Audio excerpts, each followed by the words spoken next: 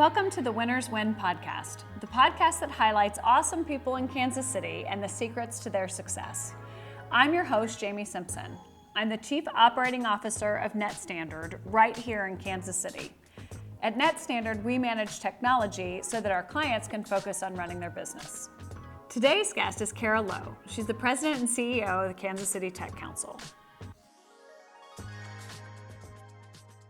Hi, Kara. Thanks for joining us. Oh, thanks for having me. After I saw you at the STEMmies last week, I was really excited to know that I had an opportunity to sit down and talk to you more. Oh, you're so kind. I really enjoyed knowing that you wanted to be a meteorologist. It is very true. And after that event, Michelle Bogowith, the meteorologist who actually emceed the event, Actually a meteorologist, invited me to come and see the studio. And I mean, my 11-year-old girl dreams were coming true right before my very eyes. That's so great. I think it's funny to think back about what you wanted to be, right? And see how your path takes you. And sometimes you run into somebody who has that path and you go, oh, real glad I didn't do that. Like I cannot do that. Not my For me, thing. It was my first meteorology course at the University of Kansas when I was thinking I was going to I was like, oh, I know all the terminology. I'm going to cruise. And then I started working on like high pressure and low pressure system. And I thought, wait, no, this is more science and not as much TV as I had hoped. So then what did you switch to? Journalism, obviously.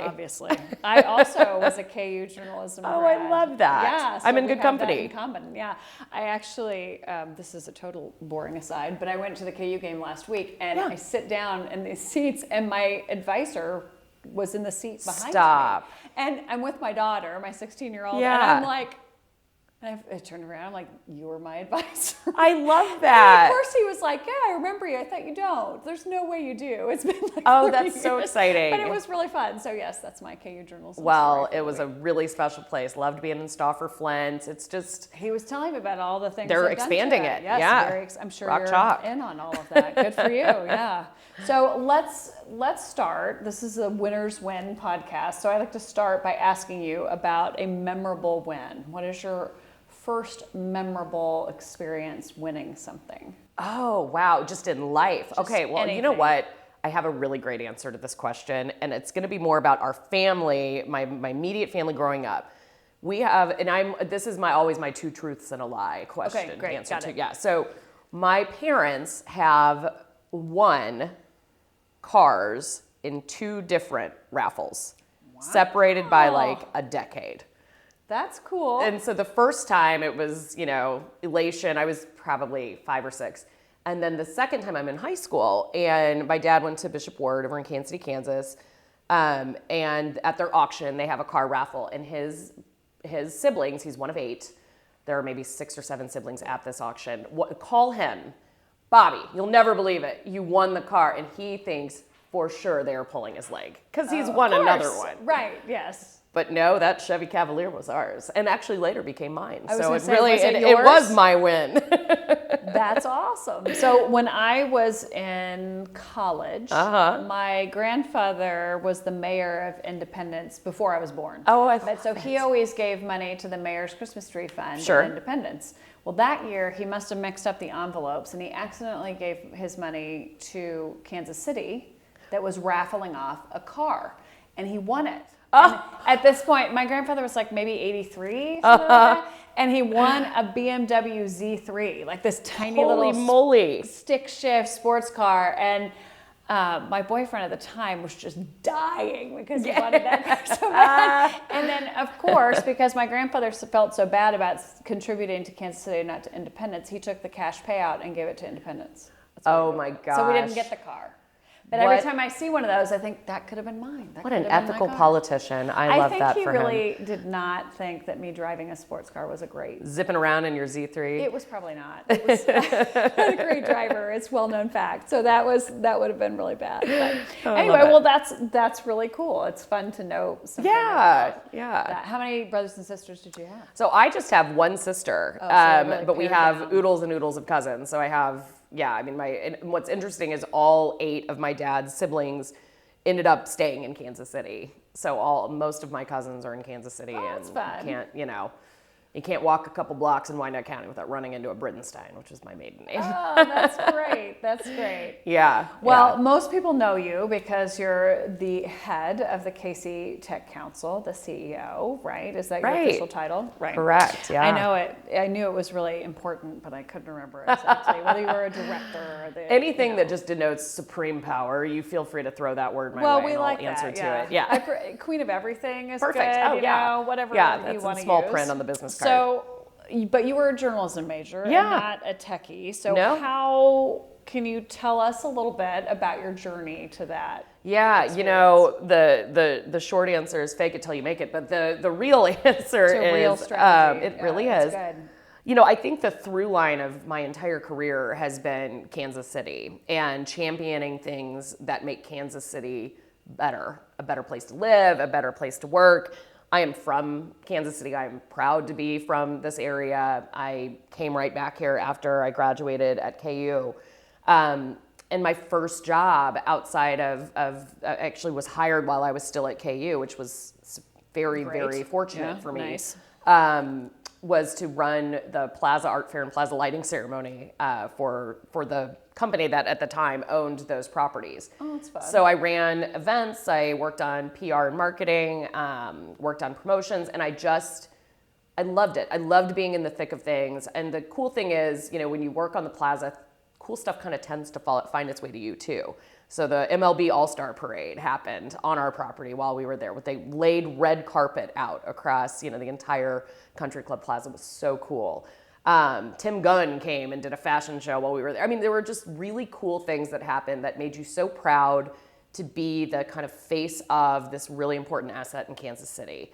And I learned so much about the kind of things that make the city tick, the important players from a corporate position to other, civic and nonprofit partners, because so many charities, work with the plaza on different projects, and we donated to so many different auctions and things.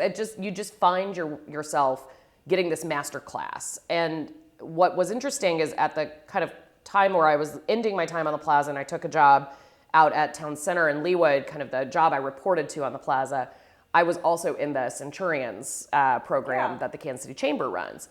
And talk about a master class in Kansas City, that is truly what that program is designed to do, is to teach the future leaders of Kansas City, learn about the community, serve the community, and then prepare them to lead in the future. And that opened up even more kind of doors to me intellectually of, I really love what's going on here. How can I come out of just this working on not just, but working on really important kind of tourist and assets around the attractions side of the world, but to work more on the organizations and the people that are really moving the city forward. And at the time, our former CEO and president of the Casey Tech Council, Ryan Weber, was in my class in Centurions. Oh, that's nice. So as my time concluded in that program, he was looking to build his team for this kind of newly independent tech council that he and the board had created. And he approached me and asked if I would be interested in helping him grow this organization. And my first response to him was, "That's really sweet. I don't know anything about technology. Keep talking to people. You'll find the right person." And he very wisely said, "That's not what this is. You know Kansas City, and you understand how to make Kansas City grow, and you know the companies and the people, and you've done a bit of work, and it didn't hurt that I had a marketing background." Sure. And so he kind of kept asking, and finally I said, all right, I'll go through the process, and if it's a fit, I'll join. And thankfully our board did see it being a fit, and after interviewing, they offered me the position. So I started at the Tech Council just over 6 years ago. Okay. And that journey, I think, having gone through on the surface level, kind of incongruent careers, right? Working for the plaza, working at Town Center, working, in other sectors. On the face, it feels like, how do these things sync up? But really, the things I did before this job were perfect preparation for this role, because I can see outside of the tech industry and I understand this community, and I understand just how important this industry has the potential to be to this community as it grows. Yeah, I think that's great. I think it's interesting. I wouldn't have been, if you'd asked me what I thought your path would. It wasn't going to be that. It wouldn't have been that, probably, right? Yeah. But I do think, tech touches everything, right? When you say you're in the tech council and you look at the roster of the companies who are members there, it's really every leading company in Kansas City, because everybody has to use some form of technology to accomplish what they're trying to do. You are absolutely right. So many different people, and having some perspective of that, I think you can marshal that both to companies that identify as technology companies like ours and companies that might not, but really have a large dependence on tech. The way we think of it is, companies that, on their face, you may not think of Blue Cross Blue Shield of Kansas City as a tech company, but the truth of the matter is they employ more technology workers than many of our small and mid-sized tech companies do. Sure. So they rely on a formidable and full tech workforce pipeline to fill their jobs, but then they also rely on a growing and healthy tech industry to work with and do business with. So there are these kind of two sides of the house for these, companies that rely on the strength of a tech industry, but also rely on the strength of a tech workforce. And we have utilized that inclination and what those companies are asking of us to really draw up what our work looks like. Because at the end of the day, that is who we answer to. We are almost 100% funded by our companies that invest in us on a recurring annual basis. Right. And that's who our work should serve. Okay, so Kara, you get to the Tech Council, and what challenges did you find there that maybe you weren't expecting or that you really had to work through? I think I'm glad in hindsight that I didn't appreciate this going in, because I don't know that I would have had the guts to take the job. I was working for a startup in a lot of ways. Yeah. The organization had just become independent. We kind of had a growth phase underneath as a kind of an organization underneath KCADC's umbrella, who were terrific to us and really helped to foster the growth to where we could become an independent organization. But I joined right after that independence happened. And so we were scrappy and small and didn't have an office. I'd gone from working for real estate companies where I always had I was 22 and had my own office. I mean, looking back, I'm like, what a jerk. So nice. I know. But now if you were 22, you wouldn't want your own office. Right. I know, right? I know. Isn't that funny? Times change. Completely. Right. But this was a completely different pacing of work. It was what we were doing. We were reaping what we sowed in almost real time. It felt like, working with companies to have these conversations of, what if we did this? What if we did that? And Ryan, our president and CEO at the time, was the perfect person to lead this organization during that phase, because he loved that startup energy and relished it and worked on big audacious ideas to help us grow. And if his ideas were way out here, my role was, all right, how do we get from where we are now to where we would like to head? And I loved that. So those were things that I did not appreciate, just how palpable it would feel coming into the role. And there was certainly a learning curve on the just technology side of it all. I'm married to someone who is a software developer, and Oh, that's handy. Right. So I could talk enough to him that I could sort of keep up, but I didn't know the ins and outs of what makes for, a great software development team and who the key players are in this region, and what some of the roles that are most in need look like, and what some of those core, assets that a candidate would have. I didn't know any of that coming in. So what I did is what I think anyone should do in this situation, which is a lot of listening and learning and asking questions that sound really stupid, but that I didn't know the answer to, and not pretending that I knew what a term meant if somebody used it, and saying, I'm sorry, back up. What's a SaaS? I didn't know any of this stuff coming in. And now I can, fling them out there left and right, and certainly have a much, much better grasp. But, again, I don't look at my role as being the expert on how the technology works that are, innovative and amazing companies like you guys do and manage. What my role is to help those companies find out what they need from an organization like ours and deliver those resources to them. Yeah, I think the truth is that smart people can be smart about the things that tech companies don't need you to be a techie. They need you to be able to do the things that you especially can do. Yeah. Right. So as you look at the Tech Council, and maybe for people who aren't really familiar with it, how do you measure success for the Tech Council? Do you treat it like an EDC? How do you evaluate what you're trying to do?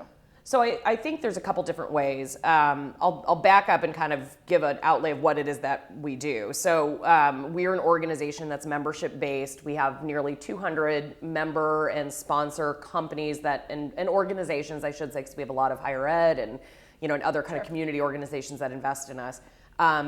We work on their behalf. So we divide that work, and what it kind of looks like on a daily basis is across these 3 strategic pillars. Policy advocacy. So we do a significant amount of advocating and helping just to our members understand just how important what happens at the federal, state, and even municipal level in our governments and with our elected representatives, how important that is for the tech industry and how it can help or hinder the growth. So we do a ton of policy advocacy work. We take our members to DC every year. We've done state house visits. We've hosted a mayoral debate, so that's a key area for us. Workforce development, which is probably the number one problem that the tech industry has to solve. We don't have enough people to fill the jobs that we know we have now, and just as importantly, that we know we're gonna have, in the coming years.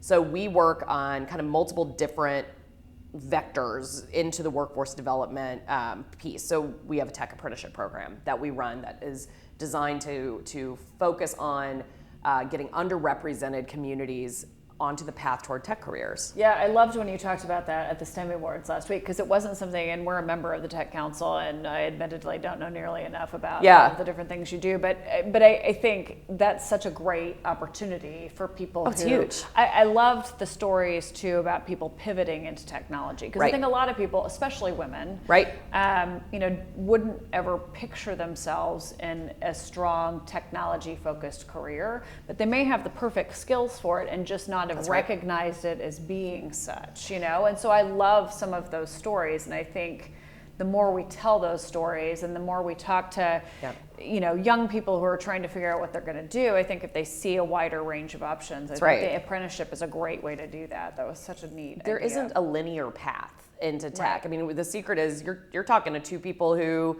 did not start in technology but are doing it. My husband is a software developer, has a sociology degree. And CIOs that I work with that have psychology degrees. There are individuals who are running tech companies who are in very high level roles who did not come from technology as their background.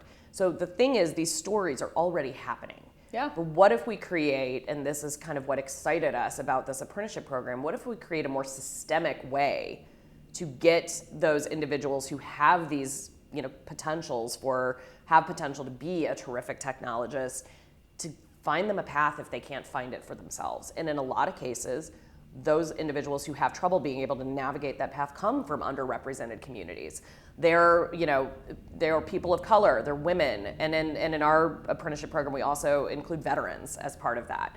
And so that's a really key area of our workforce development strategies, and we work with a lot of, the cool thing too is with our apprenticeship program, we have companies like H&R Block participating in it, who are huge companies in Kansas City, and then companies like Bar Advisory, which is a cybersecurity consulting group with about a 60-person headcount. So we can work to serve the large and small tech employers in Kansas City, and that's a story of who makes up the tech industry.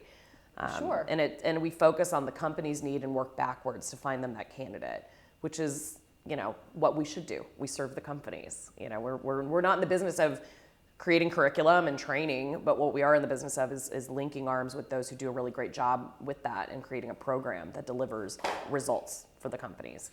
Well, and I think it takes somebody who is not necessarily a technologist to think outside, somebody like you with a diverse background to be able to think outside the box and think, because I can just tell you from my experience, if I ask an engineering team who they need on their team, they're going to give me a very specific list of engineering characteristics, and they're very analytical, right? So you either meet the list or you do not meet the list, and they're not good about going, okay, well, what if this person has this background, which looks a little different, and we train this? It's not something that I think a lot of really truly nerdy technology people are great at thinking about, because they're just so analytic. They are very linear thinkers, and so I don't think they always get there. So it's interesting that you all have a platform to have those discussions and really give some visibility to that. We are undergoing what I think is a really meaningful shift in culture in the way that we hire and attract and create pathways for people to go into technology. And we are evangelizing the nonlinear path every day with our members. But we also understand that we need to shore up that linear path too, that we do not have enough students majoring in CS degrees in Missouri and Kansas, and even in some of the states that we recruit from. So how do we work with our partners in K through 12 to shore up interest and to make that CS pathway look more attractive to more kinds of students, to more students from varied backgrounds? And we can do that by telling the stories of what tech workers do in Kansas City. So that's another key area for us in workforce development. We have a job board, so we're in the business of solving problems quickly. We have this cool new platform we call RFT, which is an RFP style platform, but instead of a request for a proposal for business, we ask our companies to request for help they need with solving their talent issues. So I need to hire a couple UX developers, and we blast that out to a network of our providers that run the gamut from the staff aug and recruiting folks all the way back to 2 and 4 year universities, and say, help solve these issues for our companies, and let's create a dialogue where we're serving each other more every day more thoroughly. And then kind of our third big focus area, so workforce policy, and then we call it industry access. And that's simply making sure that your peers in the industry, that you have a network of other tech leaders, and especially other female tech leaders, that you can reach out to and bounce ideas off of. And we see that happen a lot within our board of directors and our industry leadership council, where we're creating this network of folks. Because the funny thing is, technology leaders and CEOs of tech companies in this region didn't necessarily know each other that well, because you think about it, tech is so multifaceted. It's not like maybe in the financial sector or even real estate where at the core a lot of their business overlaps. We have Garmin, who is a very different company than Cerner Oracle, which is a very different company than H&R Block or Honeywell. I mean, it's extremely multifaceted, and that's, I think, one of our strengths. So to figure out how to unite those leaders and to create this kind of common advocacy around what makes Kansas City's tech industry grow, I mean, that's huge for us. So we host events. We put out a lot of data around the industry to help other people better understand, what our strengths, weaknesses, and opportunities look like. But that's another really key piece of our work. Yeah, that's exciting. So, and I can tell you that I'm learning so much, even as a member of the team. I have about 100 follow-up questions for you afterwards, but that's good. But so tell me what's next for you and for the Tech Council. What's coming in 2023? Well, we're really excited. We've built a terrific team. We hired our director of workforce initiatives this fall. We have a new COO, and we are poised and ready to hit the ground running. And what that's going to look like is expansion of tech apprenticeship and helping more companies find that talent pipeline, diving into data and making sure that we are a great resource for that knowledge, and not only the analytical but the anecdotal pieces as well.